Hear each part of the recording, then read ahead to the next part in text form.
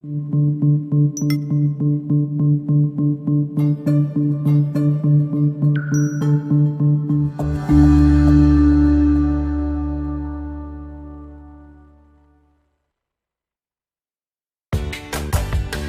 to our podcast, Doing It Right. This podcast reveals authentic stories from successful leaders doing it right. It's about their journey to become a leader, their choices, motivations, and lessons. In essence, how they built successful personal brands. Your host is Valerie Sokolowski, author of 8 leadership books and nationally known as an authority on executive presence and personal branding. Let's get started. Here's Valerie. Yes, let's get started. You know, it's really interesting to me to learn about people who have really successful careers and then they just turn them upside down and do something totally different, and they're still amazingly successful. And that's what our show is about today. I have 2 executive women, Donna Skell and Diane Paddison, on the show today, both of whom came from very successful business backgrounds. So let me just tell you, Donna and her husband Antone owned Cosmopolitan Lady, one of the first workout places just for women. I used to go there. In fact, that's how I met Donna. And I actually, many years ago, started my speaking career because she started asking me to do speaking engagements, and that led to today all of the things I'm doing in speaking. So I'm glad to welcome Donna to the show. Welcome. Thank you, Valerie. It's nice to be here. Thank you for asking me. Yes, I'm glad to have you. And what you're doing now is called what? Roaring Lambs. I love that. Roaring Lambs. She's the executive director. And I'm going to ask she and Diane in just a minute to tell us all about that switch. So Diane Paddison, you were doing... I was in the corporate world. I was an executive with 2 Fortune 500 companies, Trammell Crow, CBRE, and another Fortune 500, ProLogis, before I started Forward. And today you are the executive director and founder of the letter 4 and then capital Word. So let me just start by asking both of you, whoever wants to start. First of all, what were you doing in the business world that you really enjoyed? And then from that, how did you come to feel like you wanted to do something else, and what are you enjoying most now? Who wants to start? I'm happy to. Oh, good. Go for it. I would say there were really 3 key things that I loved in the business world that really propelled me to start Forward today. So the number one was I loved when I saw that my encouragement to other women gave them confidence to do things they didn't think they could do. So that was number one. My strengths are building organizations. So I was always COO of the companies I mentioned. So, you know, just the ability to build an organization from nothing was something that I love and is challenging to me. And then the third is my faith is my number one. It's my strength. And it had gotten me through some tough times and also been a part of a lot of triumphs. And I wanted to help women see that combining their faith and integrating it in all parts of their life can make them overall just such a better person. That's fabulous. So I'll ask you first, and Donna, I want you to share the same question, which is, how did you then, you were successful, you were doing a lot of wonderful things, you were doing your passions and your strengths. So what caused that diversion into starting Forward? Yeah. Well, the corporate world, especially when you're working for a group of leaders that you really believe in and you love the culture of the company, it's a great place to be, and it taught me a lot, but it didn't allow me to spend the amount of time that I spend today around what I'm truly zeroed in, passionate about. You know, I didn't spend all my time focused around women, and I was building organizations all the time, and I had to be careful about where I brought my faith out. And I know the most important thing was to just be like Christ, not talk about Christ, in order to affect the workplace. But being in a place where I can be and talk about Christ, be like and talk about Christ, plus combine that with really empowering women and building an organization that there's no other like it, just has been really rewarding. That's fabulous. All right, Donna, tell us your story. All right. Well, I know why you had Diane and I on the same day. 'Cause Yes. we have a similar history. I loved working with people, especially women. I liked helping them be all that they could be and take good care of themselves physically. And I loved being able to use my gift of encouragement to help them enjoy coming and working out and seeing that they could accomplish their goals. I changed professions not by choice. In my situation, it was a major change that took place with my company, and I was all of a sudden finding myself in between opportunities, trying to decide what I want to do next with my life. And I too want to incorporate my faith, and I want to encourage people, and I wanted to help them learn how to share their story of what God has done in their life. And that's what I'm able to do with Roaring Lambs. Lamb is a Christian, and a roaring lamb is a Christian that's unashamed of the gospel and wants others to know Jesus Christ. So God took me and all the skills and talents that he had given me and is now using them for his glory. Both of you are pretty passionate about this new direction. So I'm going to go back to the calling. You said you felt called.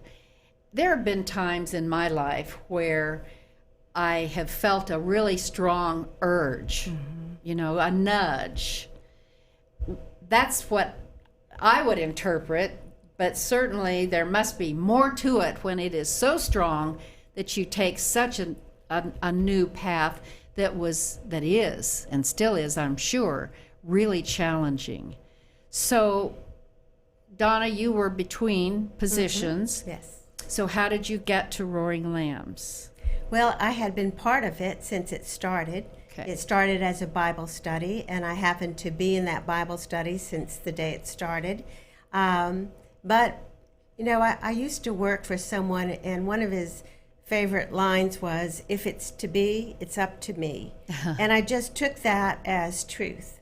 But what I found is it's not always truth. If it's to be, it's up to God.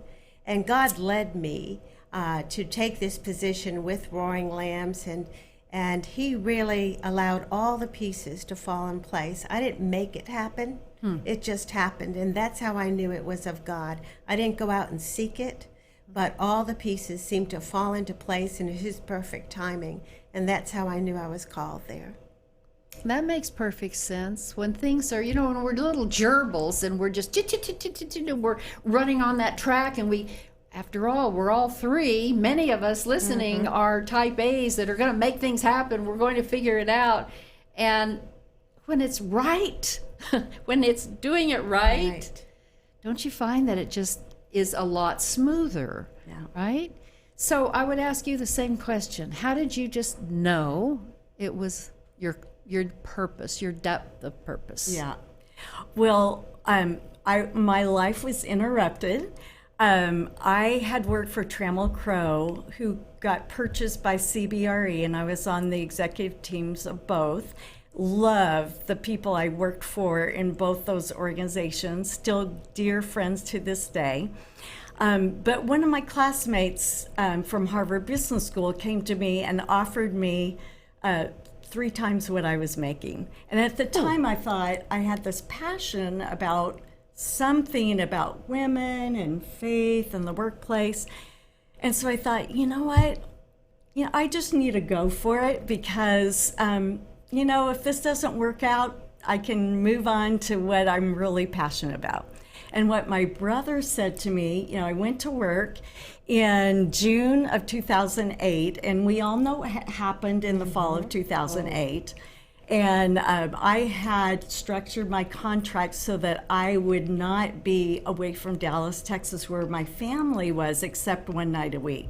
Well, when a company's trying to survive, and you're one of 6 on the executive team in Dallas, Texas, and the rest are in Denver, it's not a good thing. And so the CEO and I came together, and we just said, this isn't working for me and it's not working for them, and we should just end this relationship. And we're friends to this day. We ended it in a positive way. But my brother said God knew what he was doing. If you would have stayed at CBRE, you would have never started Forward, because you loved what you did and you loved the people you worked with. But moving on to a place you'd only been 8 months, got interrupted and moved, and so it was much easier for you to move to what he really called you to. And today I just get so much energy from what I am blessed to be able to do that I know that it has to be God. It reminds me visually of both of you saying in your lives there was a door slammed, not eking to be shut, Right. but slammed. And I'm just realizing how many times in my life that's what's happened. Sometimes I realized, okay, it's slammed for a reason. Sometimes I just was that gerbil and tried to keep going. So in your cases, both of you went forward. Now, tell us about how simple and easy it was, even since it was a new purpose and your purpose. Was it easy? Is it easy? What are your challenges? Yeah. Donna?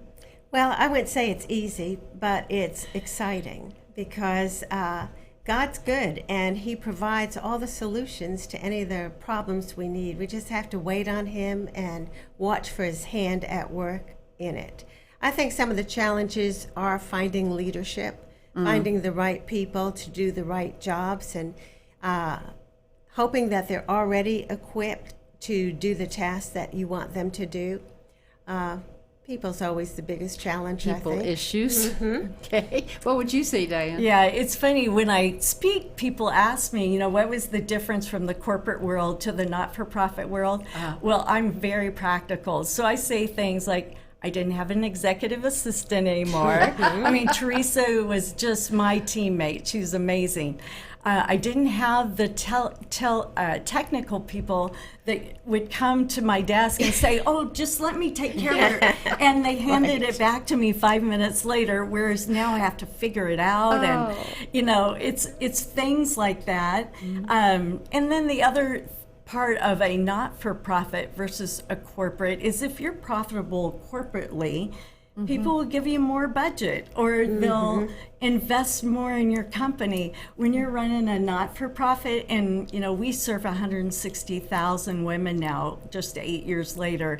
I mean, it's been explosive, but we do it by programs revenue, but we also depend a lot on contributions. And so that was a new world and a new challenge.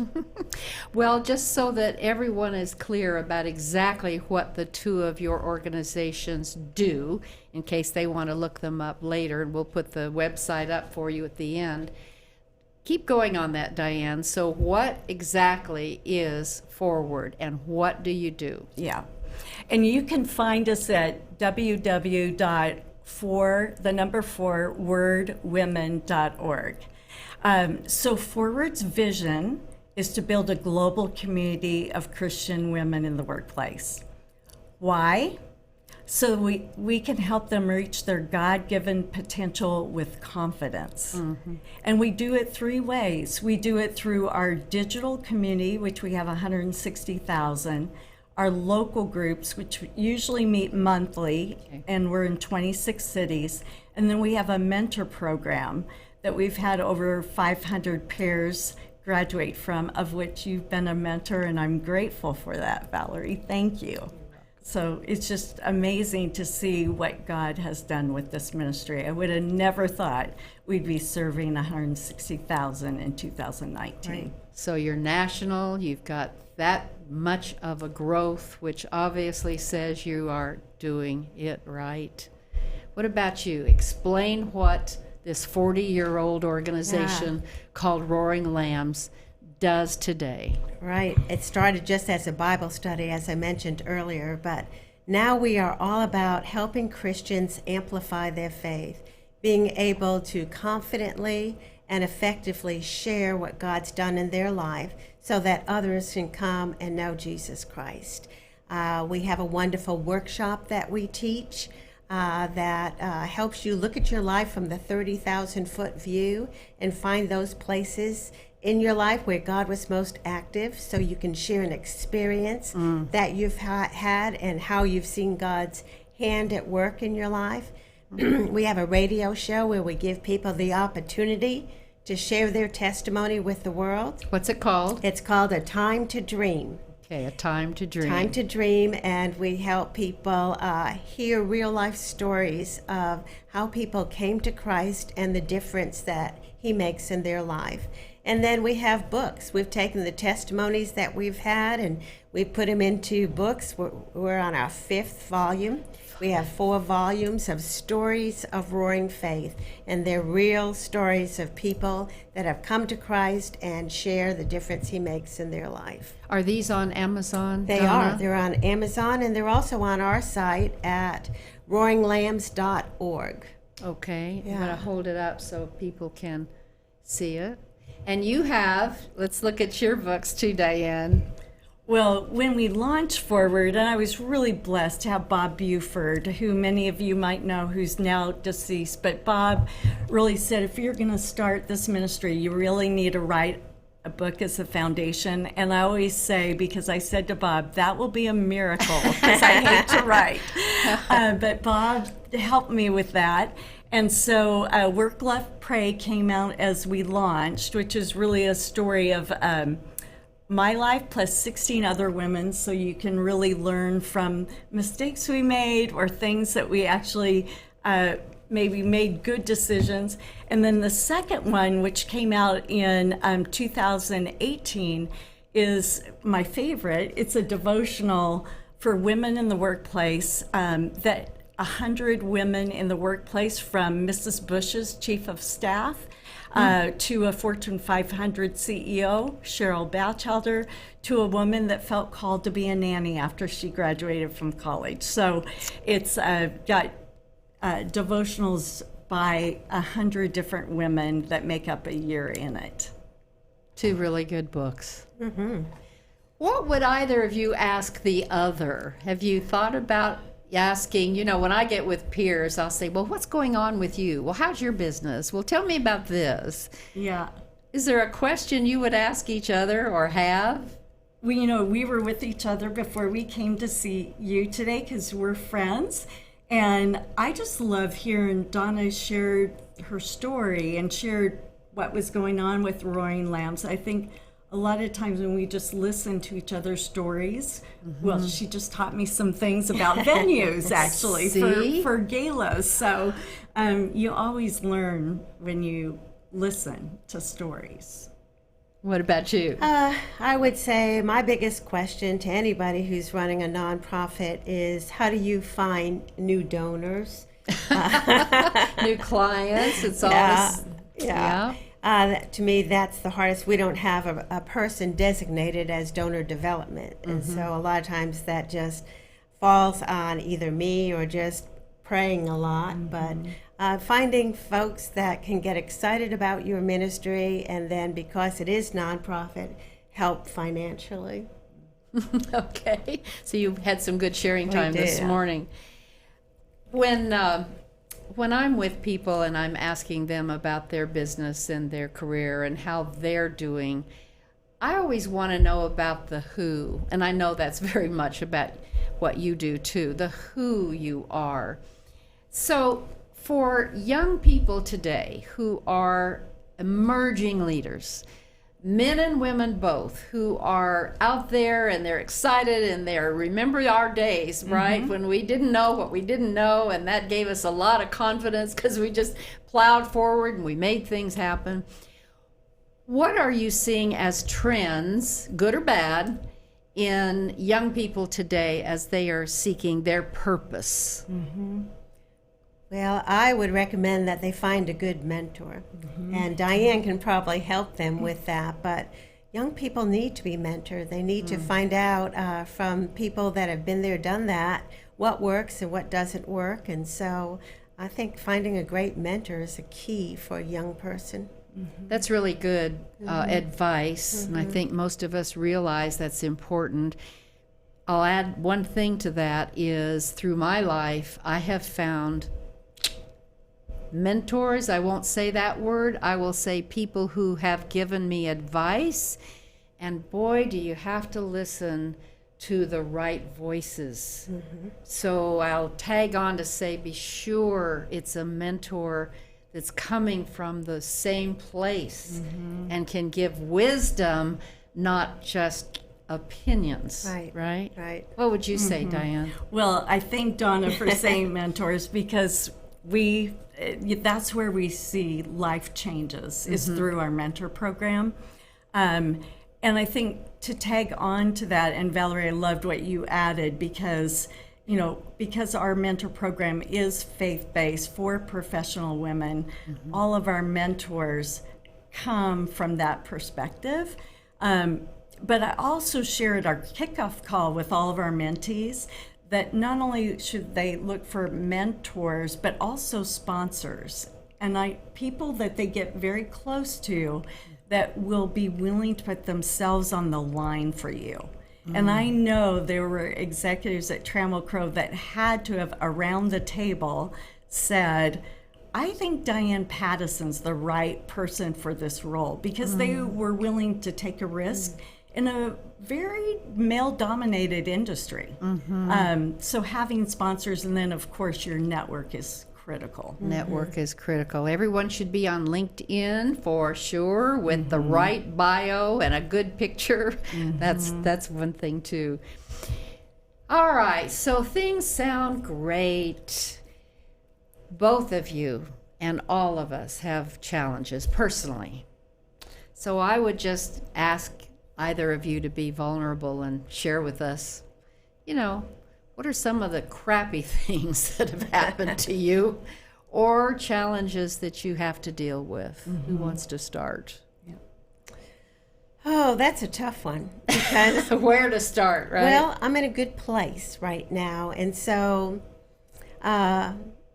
it's hard for me to think of challenges because things are going well right now. Now, isn't that interesting? I'm sorry to interrupt, but that is such a positive attitude that you've forgotten the difficult times when the good times are being celebrated. Go ahead. I think a challenge would be not to overwork, to make sure that you have breathing space. I mean, sometimes I'll go home and take out my computer and climb on my bed and open my computer and start working again. And I think it's important to remember that there are times to work and there are times not to work, but to enjoy your family, enjoy your husband, clean your house, rest, you have to do that all too? those things too, right? So I would say live a balanced life. Well, that's another teachable point of view, and you gave me several. One of them I want to point out that is a little bit related. You said, Donna, leaving a lesson learned with all of you, you said the best way to handle your external, and it's on the screen, circumstances is with your internal condition. That's exactly what you just said. Yes. Right. That's how you balance your life. If your internal condition can't meet the needs of your external circumstances, where does that leave you? It leaves you depressed, it leaves you frustrated, it leaves you doing things or saying things that you don't mean to do. So it's all about your internal condition, to make sure that you know God's word, that God is in your life, that you are a good witness to others, and just to make sure that everything that you need to meet the world's circumstances is within you. It's on a rock. Yes. It's not going to be moved. Right. The other thing, Donna, that you said is, I call it leaders having grace under fire.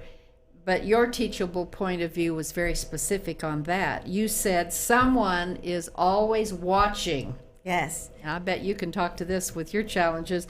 Someone is always watching your behaviors, your actions, and your words. And so in those times when it isn't wonderful for you, people are watching you then too. So I want to go to you, Diane, because I know you've had some very major things going on with your life. Well, thank you, Valerie. And I do love what Donna said. I mean, I think just having a little bit of space is so important. There's so many times, even today, I felt like the Lord was telling me what to do. You know, the Holy Spirit was speaking to me, you know, of what I should do once I got up this morning. But I'll go back to, you know, challenges. You know, I think God always uses things in your life to help you grow. And, you know, I went through a divorce, and I think that really helped me become desperately dependent on Him, but also much more compassionate.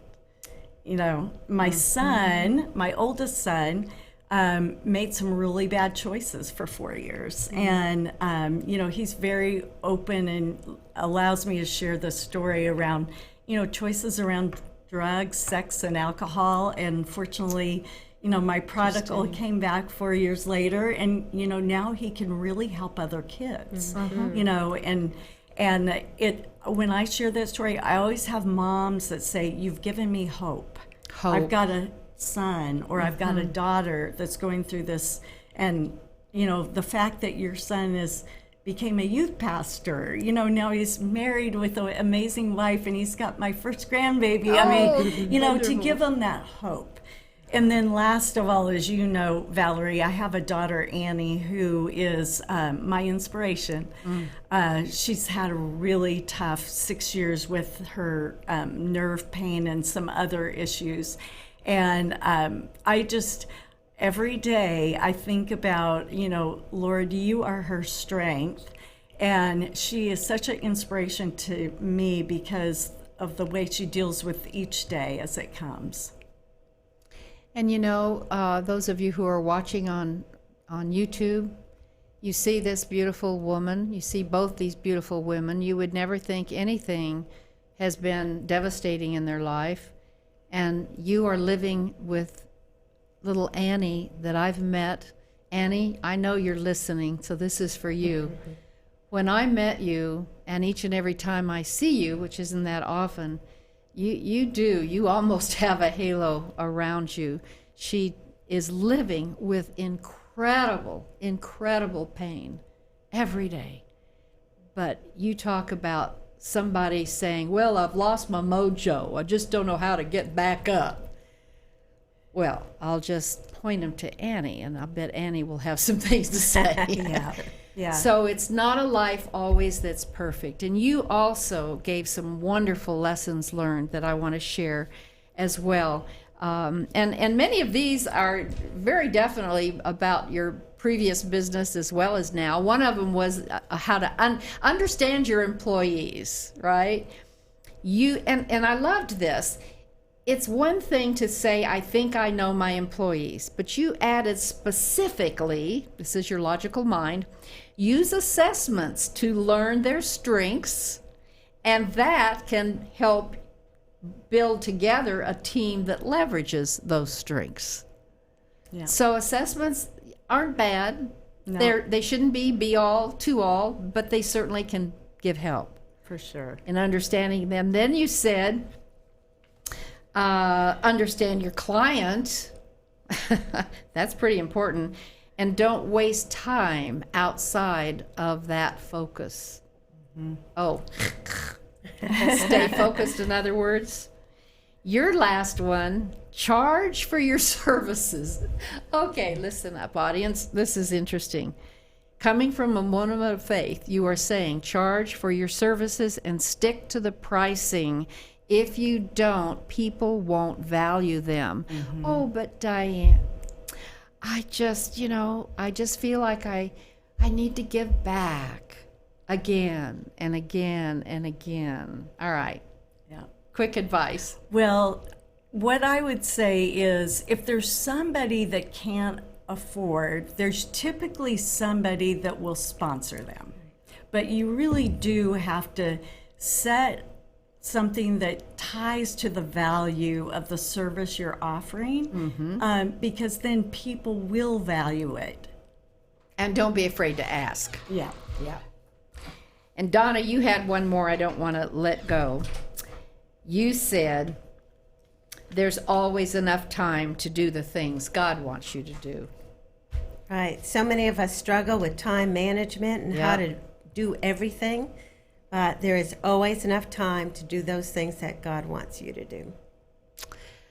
This has been so fascinating to have you on the show and to see that when you find your passion, the thing that is your passion, and also when you find something that you just know is your purpose, Yes. all the things around that, challenges, health issues, whatever, you're much more able to overcome them. So thank you for sharing from the depth, both of you. And on the website, again, you can go to both of theirs, which is forwards is the number 4 word.org. Forwardwomen.org. Okay. And Donna's RoaringLambs.org. RoaringLambs.org. I want to thank you. Thank you. And Thank you, Valerie. You're so welcome. This has been great fun. For those of you who are listening, remember too that all of these things around really helping, I'm going to say leaders, be their best. Someone asked me the other day, Valerie, what do you really do? And I used to say, well, I own a leadership development firm and I blah, blah, blah, blah, blah, blah. And the person interrupted and said, no. What you really do, Valerie, is help leaders do it right. Isn't that the essence of it? So if you're interested in my helping your organization or some of the executive coaching I might do in your organization, you know how to reach me.